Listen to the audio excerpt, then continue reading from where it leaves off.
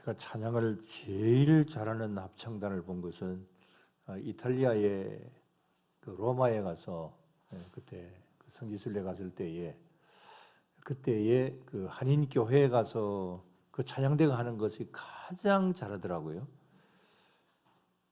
근데 그것보다도 우리 찬양대가 훨씬 잘하는 것 같아요.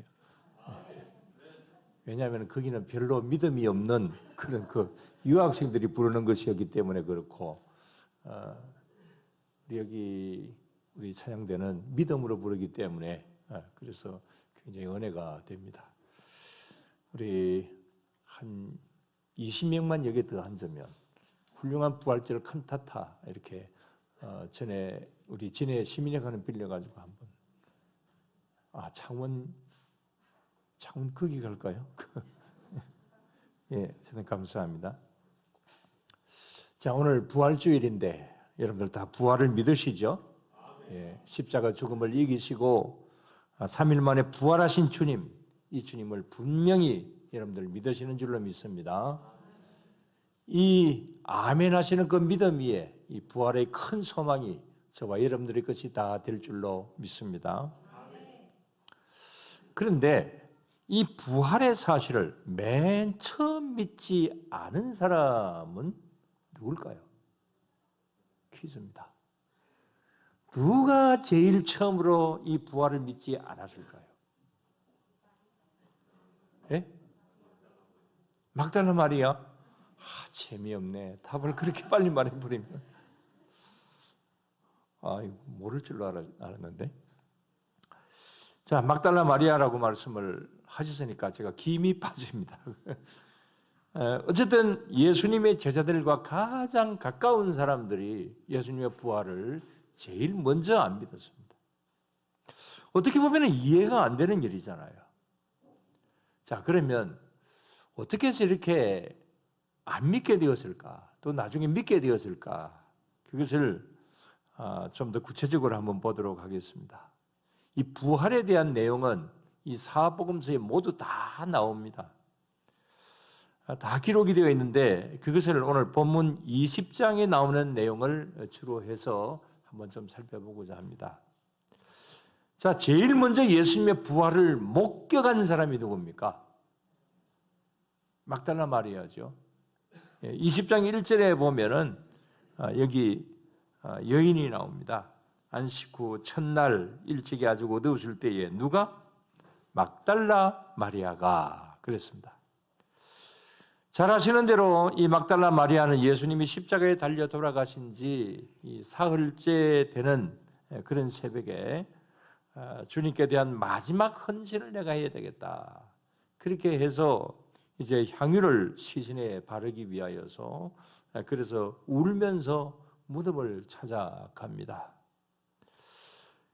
가보니까 어떻습니까? 무덤은 열려져 있었고 또 이 무덤 안으로 들어가 보니까 예수님의 시신이 없습니다. 그래서 놀라서 1절에 보면 놀라서 급하게 달려가서 이 사실을 베드로와 요한 또 다른 제자들에게 이 사실을 알립니다. 오늘 여기 1절에 보면 베드로와 다른 제자 그랬는데 이 다른 제자가 누구겠습니까? 바로 여기가 이 요한복음을 쓴 자기 자신을 이렇게 다른 제자라고 표현을 하고 있습니다.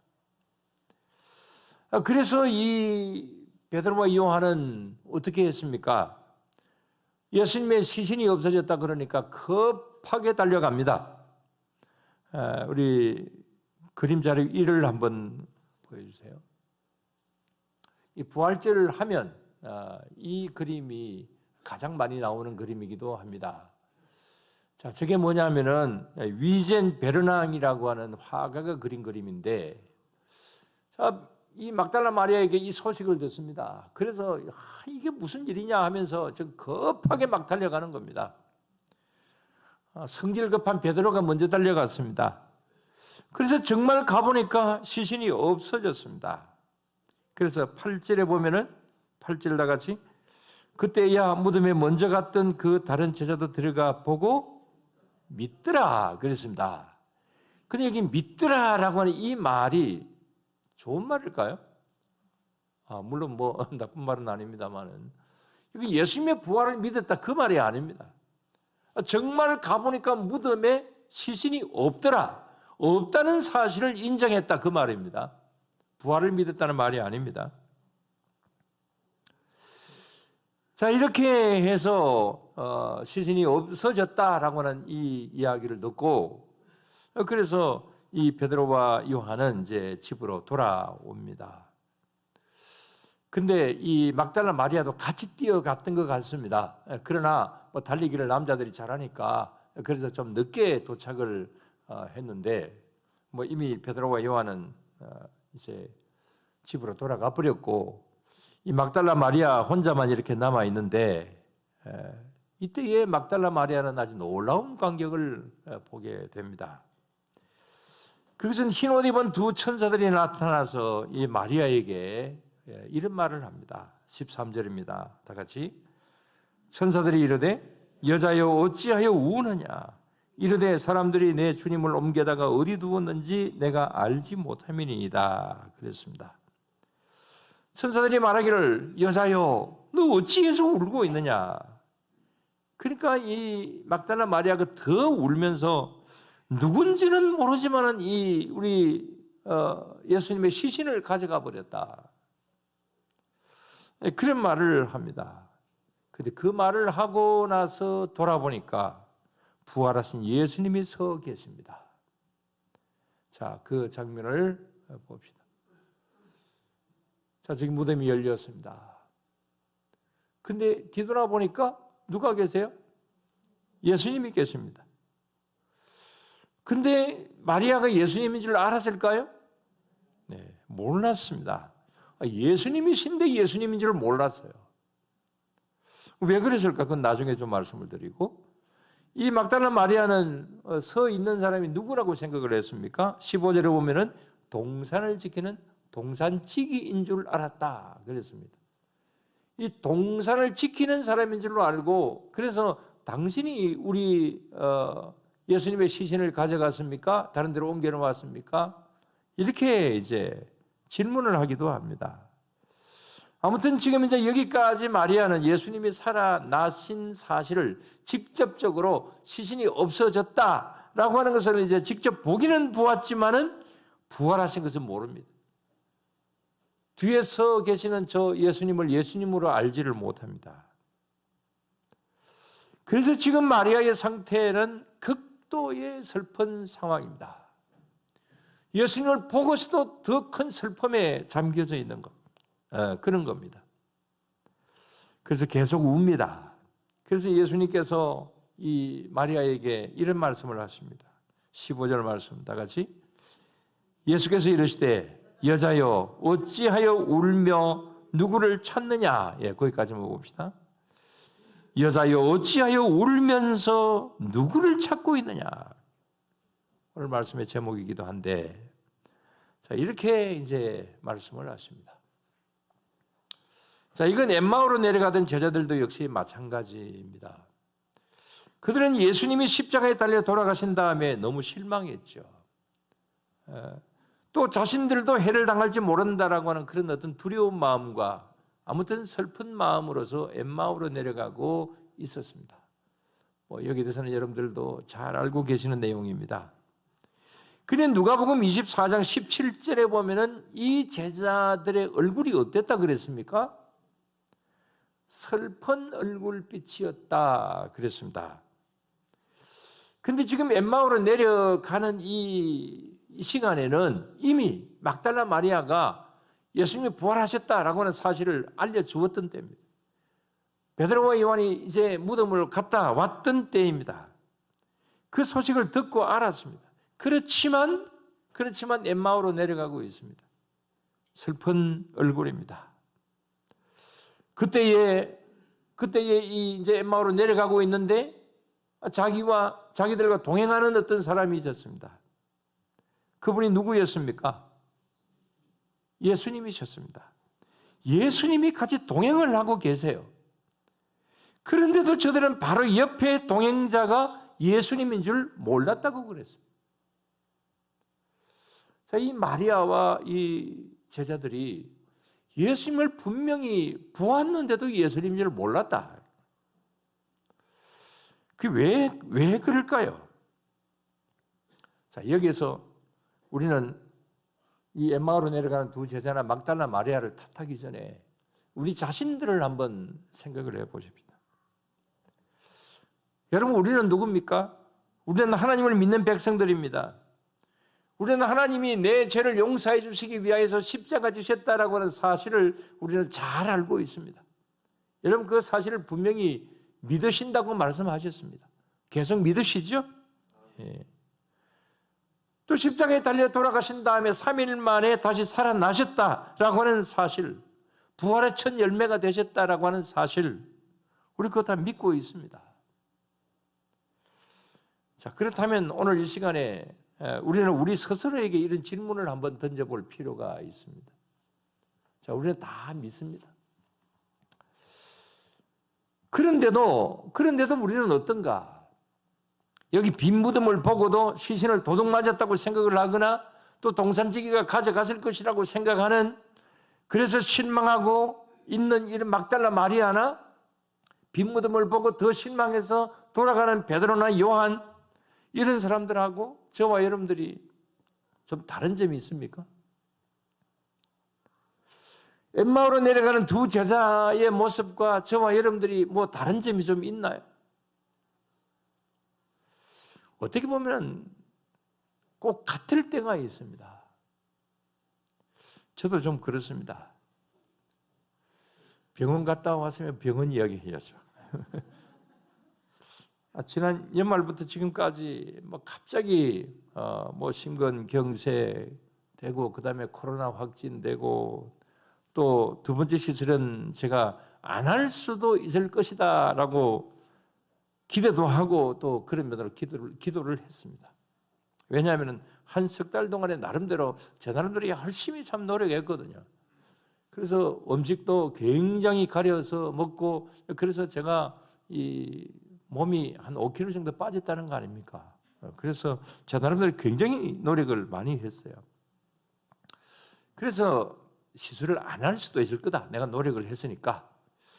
또 뭐 그렇지 않으면 뭐 예정대로 한 개만 이렇게 할 것이다. 이렇게 생각을 하고 갔는데 가서 이렇게 검사를 해보니까 더 나빠졌더라고요. 그래서 3개나 더 했습니다. 앞으로 1개 더 해야 된답니다. 솔직히 마음이 시험이 듭니다. 그리고 또 뭐 다른 일들도 뭔가 제대로 되는 일이 좀 없었습니다. 아들을 제외하고 2 딸들 가정과 함께 전체 가족이 한 14명인데 12명이 코로나에 다 확진됐어요. 사임 목사는 어느 서울에 비중 있는 교회의 담임 목사로 거의 청빙이 되었는데 그 교회 장로님이 명성교회 부목사라고 해서 결사적으로 그냥 반대해가지고 안 됐습니다. 미국의 아들도 뭐 석사 과정이 거의 끝나가는데 그 이후에 어떻게 해야 될지 아직 방향을 잡지 못하고 있는 것 같습니다. 하여튼 뭐 작년 연말부터 시작해서 올해 지금 현재까지 뭐 거의 되는 일이 없어요. 그래서 이런 생각이 들었습니다. 이거 뭐 내가 욥도 아니고 뭐 내가 욥같이 믿음 있는 사람도 아닌데 왜 계속해서 이런 나쁜 일들만 생겨지는가? 그런 실망감이 들기도 하고요. 조금 좀 시험이 들기도 했습니다. 목사가 시험 든다 그러니까 나도 시험 들어도 되겠구나 이렇게 생각을 하시지는 마세요. 자, 이런 말씀을 드리는 것은 누구든지 그럴 수 있다는 겁니다. 여기 제자들과 마리아, 이들이 예수님의 부활하신 모습을 보고도 역시 마찬가지로 이렇게 더 괴로워하고 더 울고 이렇게 하는 그 모습과 우리의 모습이 뭐 거의 동일할 때가 많다라고 하는 겁니다. 여기에 있는 이 제자들과 마리아, 이제는 예수님이 메시아로 왕이 되시면 고생 끝 행복 시작이라고 그들은 뭐 그렇게 생각하고 있었잖아요. 그래서 그런 면으로 볼 때에 이제 나의 앞에 다가오는 현실은 아주 꽃길일 것이다 이렇게 생각을 했는데 갑자기 그냥 예수님이 잡히시고 그것도 가장 무서운 형벌인 십자가에 달려 돌아가시니까 그러니까 지금까지 모든 기대와 그들의 그 모든 희망은 다 사라져버리고 말았던 것이죠.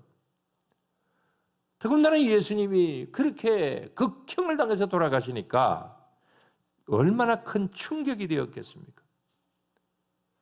그래서 예수님을 정말 사랑했던 막달라 마리아는 슬퍼하면서 울고 또 울었던 것입니다. 그럴 수 있죠. 충분히 그럴 수 있습니다. 자, 그러나 여기 문제가 있습니다. 그건 이렇게 슬퍼하고 실망하고 눈물을 흘리는 것을 어느 정도 이해는 할 수는 있지만은 그러나 문제는 있는 거죠. 왜냐하면 여기 이 막달라 마리아나 엠마오로 내려가던 두 제자들은 부활하신 예수님을 직접 보았다는 거죠.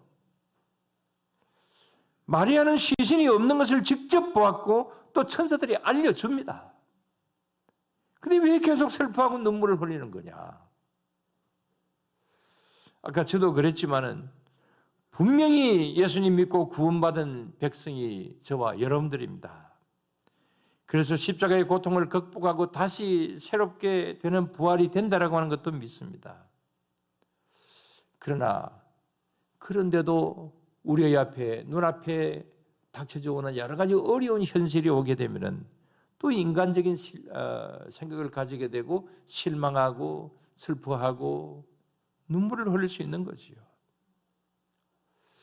저도 역시 마찬가지로 그런 어떤 생각들이 좀 들어오면서 그래서 제 자신에게 계속해서 이런 질문을 했습니다. 너는 목사가 돼가지고 도대체 믿는 사람도 그 정도 이상으로 목사가 돼가지고 왜 그러냐? 이런 질문을 제 스스로에게 많이 던져보기도 했습니다. 여러분 정말 왜 그럴까요? 그 이유는 무엇일까요? 왜 여기 마리아나 엠마오로 내려가던 제자들 예수님 부활하신 모습을 보고도 왜 그렇게 몰랐을까요? 왜 자꾸 낙심하고 슬퍼하고 있을까요? 누가복음 24장 16절에 보게 되면 어떤 말씀이 있습니까? 눈이 가리워져 그랬습니다. 눈이 가리워져서 예수님이 동행하고 계신데도 못 봤다. 예수님이 아니다. 예수님인 줄로 아니다라고 하는 것은 예수님인 줄 아예 생각조차 하지 않았던 거죠. 여기 마리아도 마찬가지죠. 예수님이 다시 살아나신 모습을 직접 보여주셨지만은 아직까지는 뒤에 계신 분이 예수님인 줄 몰랐다 그랬어요. 왜 그랬을까? 그것은 바로 내 눈앞의 현실에서 너무 충격적인 일이 일어났기 때문에 그런 거죠. 또 그 다음에 십자가와 부활이라고 말씀을 평소에 몇 번 듣기는 들었지만은 그러나 그걸 현실적으로는 도무지 믿어지는 말이 아니었기 때문에 그 하나의 예수님이 그냥 지나가면서 하시는 말씀이고 그러면 현실적으로 이루어질 수 없는 그런 일인데 하면서 염두에 두지를 않았습니다. 그런 중에 생각지도 않았던 일이 일어나니까 당황이 되기도 하고 그 말씀, 예수님 하시던 말씀은 아예 생각조차 나지 않았던 겁니다. 단지 막달라 마리아는 예수님의 죽은 시신이라도 내가 마지막으로 봉사를 해야 되겠다. 그래서 이제 이런 향유를 가지고 예수님의 시신에 바르려고 그렇게 용감하게 찾아가게 되었던 것이죠. 그래서 예수님의 앞에 계셔도 예수님인 줄 몰랐다라고 하는 겁니다. 한마디로 너무 현실적으로 큰 충격을 받아 놓으니까 눈에 보이는 게 없는 겁니다. 그런데 저들이 달라졌습니다. 엠마오로 가던 제자들이 달라졌습니다. 누가복음 24장 31절 볼까요? 다 같이. 그들의 눈이 밝아져 그인 줄 알아보더니 예수는 그들에게 보이지 아니하시는지라 그랬습니다. 그들의 눈이 밝아졌다. 그인 줄 알아보더니 눈이 밝아져서 지금까지 동행하고 자신들과 음식을 나누시던 그 사람이 누구라고? 예수님이시다라고 하는 사실을 이제야 비로소 이제 알게 되었다는 겁니다. 자, 그 다음에 오늘 본문의 막달라 마리아도 마찬가지입니다. 우리 16절, 17절을 본문의 16절, 17절 한번 봅시다. 다 같이. 예수께서 마리아야 하시거늘 마리아가 돌이켜 히브리 말로 라보니 하니 이는 선생님이라는 말이라. 예수께서 이르시되 나를 붙들지 말라. 내가 아직 아버지께로 올라가지 아니하였노라. 너는 내 형제들에게 가서 이르되 내가 내 아버지 곧 너희 아버지 내 하나님 곧 너희 하나님께로 올라간다 하라 하시니. 그랬습니다. 마리아가 드디어 이제 예수님을 인정하게 됩니다. 예수님인 줄 알게 됩니다. 근데 알게 되는 그 계기가 뭡니까? 예수께서 마리아야 이렇게 부르시는 그 음성을 들으니까 예수님의 이 말씀을 자신을 부르는 이 이름을 부르는 것을 들으니까 그때야 비로소 이 마리아가 예수님이시다. 라보니라고 하는 말, 랍비라고 하는 말이죠. 선생님이라고 하는 말입니다. 랍비님이시군요. 비로소 인정을 하게 됩니다. 이렇게 보면 예수님 부활을 믿느냐 아니냐의 차이는 믿어도 계속 슬픔이냐 아니면 기쁨이냐 그 차이는 눈에 보이는 현실에 있는 것이 아니라 주님의 말씀을 진정으로 받아들이느냐 아니냐라고 하는 그 차이에 있는 것을 볼 수가 있습니다. 성령님이 내 안에서 말씀으로 역사하시느냐 아니냐라고 하는 그 차이 속에서 똑같은 현실과 똑같이 이제 같은 어떤 상황 속에 있다 할지라도 그 차이가 나는 것이죠. 그래서 예수님의 그 말씀을 이제 듣는 순간에 엠마오로 내려가던 제자들은 가슴이 뜨거워졌다 그랬잖아요. 그 가슴이 뜨거워진 그때 그 기점으로 인해서 전에는 안 보였는데 지금 보이는 겁니다. 막달라 마리아가 예수님의 말씀을 이렇게 이름 부르는 것을 들으면서 전에는 몰랐는데 이제부터는 이제 꼭 같은 그 현장 속에서 예수님을 알아보게 되었다라고 하는 것이요. 여러분, 우리에게 필요한 것이 뭡니까? 예수 그리스도의 그 십자가와 예수 그리스도의 부활을 정말 우리의 가슴으로 받아들여야 되는 것이죠. 그냥 지식적으로 성경에 기록이 되어 있으니까 그래 맞아 라고 하는 지식적으로만 알고 있으면 이게 가슴 속에 와서 뜨거워지지는 않습니다. 진정으로 주님께서 주시는 그 말씀을 하나님의 말씀이고 주님이 하시는 말씀이다 라고 하는 사실을 믿을 때에 성령께서 내 마음을 뜨겁게 해주시고 그러므로 말미암아서 나에게 더 새로운 눈이 뜨여지게 된다. 영적인 눈이 뜨여지게 된다. 그랬을 때에 안 보이던 예수님이 보이게 되는 것이고 보이지 않던 주님의 능력이 우리들에게 능력으로 임하시게 되는 줄로 여러분들 믿으시기를 바랍니다. 너무 현실만 바라다 보면 내 앞에 놓이는 현실에만 내 눈이 가 있다 보면 예수님이 우리들의 눈에 안 보이는 거예요. 말씀이 말씀으로 잘 들려지지 않는 것이요. 아까 저 이야기하면서 마무리하겠습니다. 아까 저도 실망을 하고 왜 이렇게 안 되는 일만 계속되는가 라고 그렇게 말씀을 드렸습니다. 그러나 그런 가운데서도 주시는 은혜가 있더라고요. 지난 주일날 우리 최 목사님 설교하실 때에 우리 집사람하고 꼭 같이 그냥 안고 잘 것 같다 그랬는데 아이고 그게 뭡니까?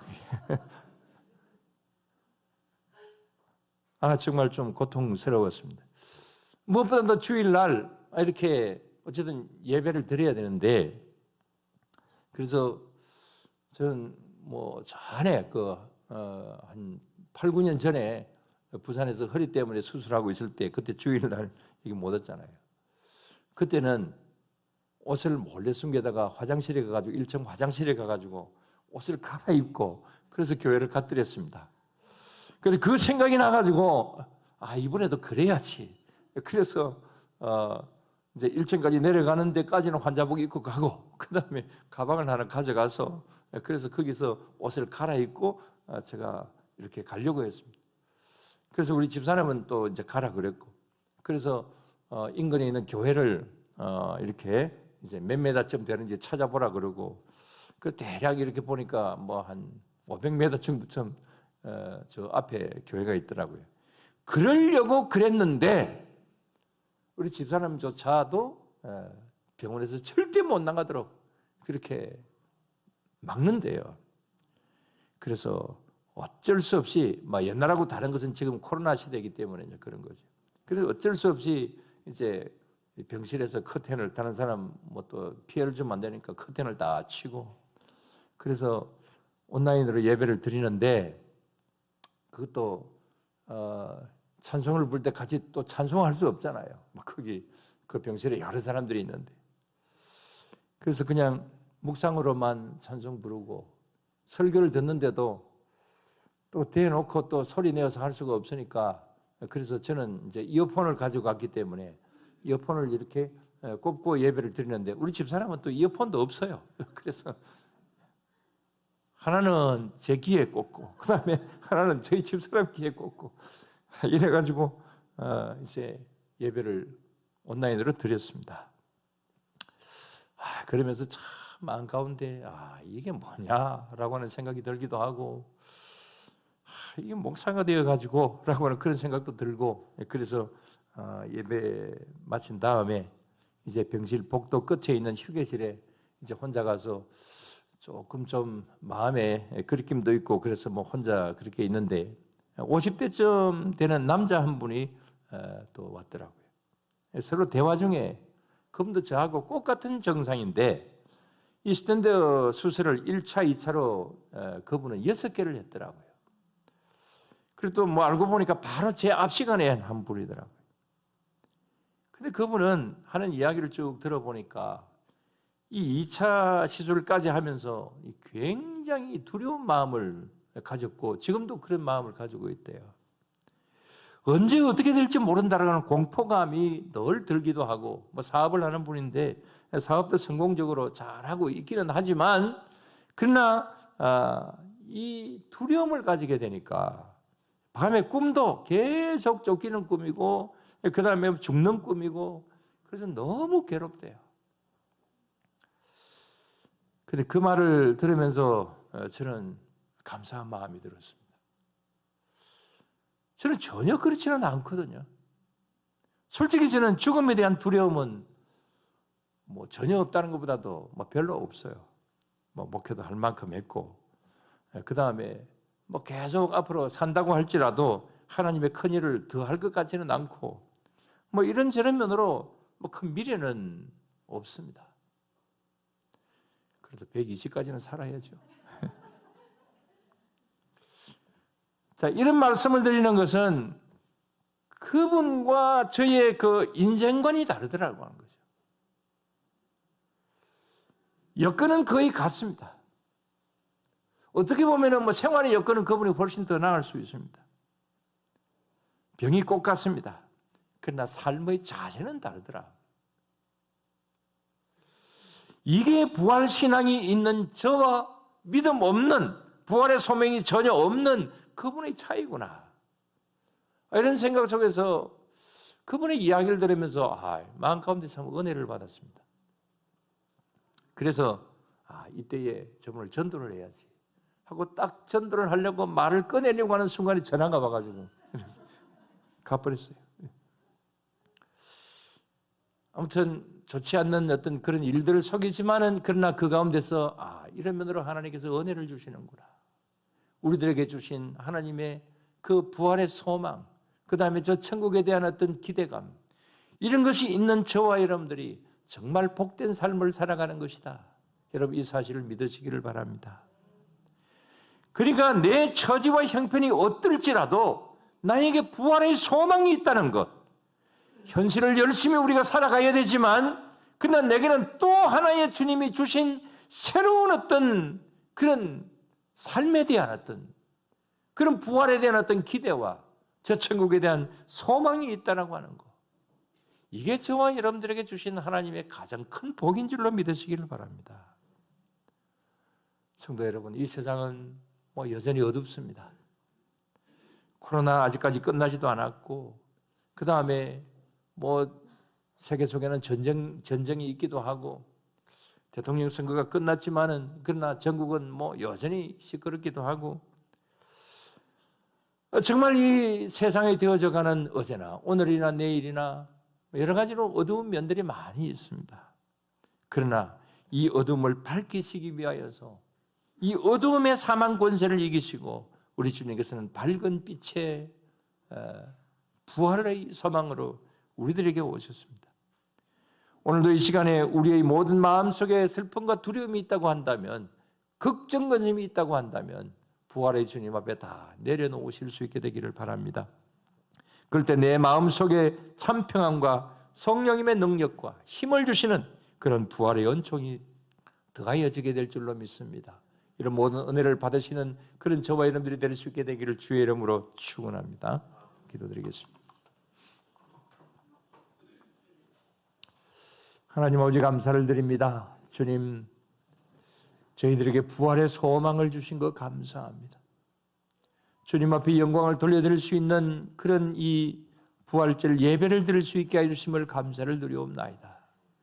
그러나 아직도 세상은 여전히 어렵고 답답하고 앞이 보이지 않고 또 코로나의 이 모든 시점은 계속되고 있는 그런 가운데 있어서 우리의 마음 가운데 일말의 두려움이 있기도 합니다. 주님, 그러나 우리 모두를 지켜주시고 도와주시고 함께 하시는 주님의 그 귀하신 은혜 속에서 날마다 일마다 하나님 앞에 영광을 돌리며 나아가는 저희들이 되게 하여 주시옵소서. 가장 내 눈앞에 있는 현실만 바라보고 그 현실 속에서 슬퍼하고 괴로워하는 저희들이 아니라, 현실은 비록 그렇다 할지라도 그 위에 하나님께서 주시는 귀한 부활의 소망이 있다라고 하는 사실을 저희들이 믿으며 그 소망을 붙잡고 나아가는 또 하나의 영적인 눈을 가지고 영적인 눈을 뜨고 갈 수 있는 저희들이 되게 하여 주시옵소서. 그래서 하나님 앞에 오직 영광과 감사와 그래서 하나님 앞에 찬양을 드릴 수 있는 우리 모두로 삼아 주실 줄로 믿습니다. 우리를 늘 항상 그런 면으로 이끌고 가실 줄로 믿사오며 예수님 이름으로 기도드리옵나이다. 아멘.